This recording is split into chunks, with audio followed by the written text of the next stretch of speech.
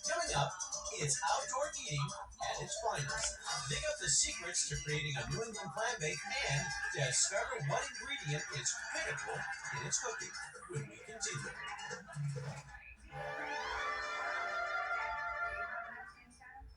Welcome back to Unwrapped. I'm Mark Summers, combing the beach for some fun oceanside cuisine.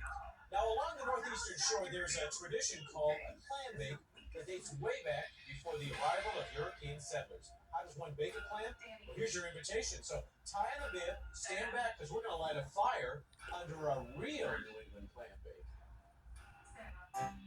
A bonfire on the beach is a hot way to cook up dogs or marshmallows.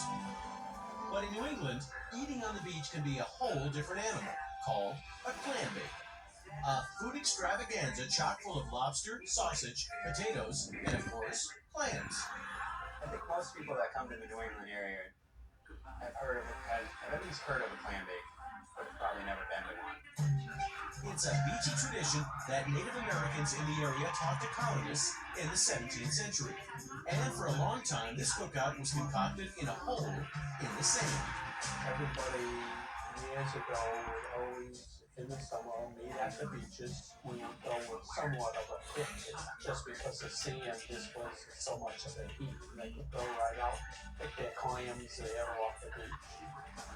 And while the beach is still a hot place to bake, these days, clam bake parties have moved to open fields on top of the ground.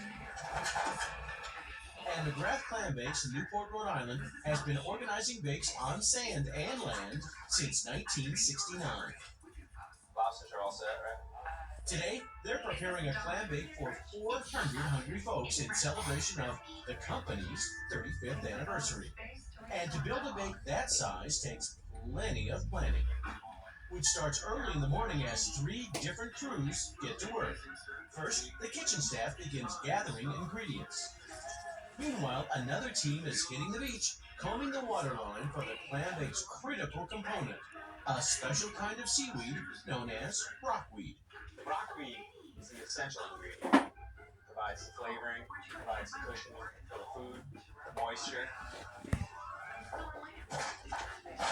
The third team is at the field prepping the fire by first stacking wooden pallets. Next, rocks pile on top and are spread out evenly. Then, a little more wood and newspaper get the fire going. The goal? Some hot rocks. Right now, we're actually burning the fire to heat the rocks. And those rocks will be the heat source to the cooking process. This old traditional method is really how they did it back in the early days. After about an hour, the wood burns off, leaving behind a mound of molten rocks. Next, the truck dumps 45 bushels of rockweed on top of the hot rocks, and the party begins with a pop song. And these bubbles, what they'll do is they'll singe against the rocks and you get a little steam out of this. Next, the bake master strategically arranges metal baskets of corn, potatoes, sausage, shellfish, and clams on top of the steaming seaweed. It acts as a buffer between the hot rocks and the food. We get most of the moisture in the clam bake from this, and actually most of the seasoning as well. Then, wet tarps lock in the flavor. Because we want to capture all that steam real quick. Because what happens is the seaweed starts to singe against the hot rocks, and it'll actually start to burn. So we get rid of all the covered in, get rid of all that oxygen, and we'll be all set. Once the covering is in place, the clam bake cooks for 2 hours.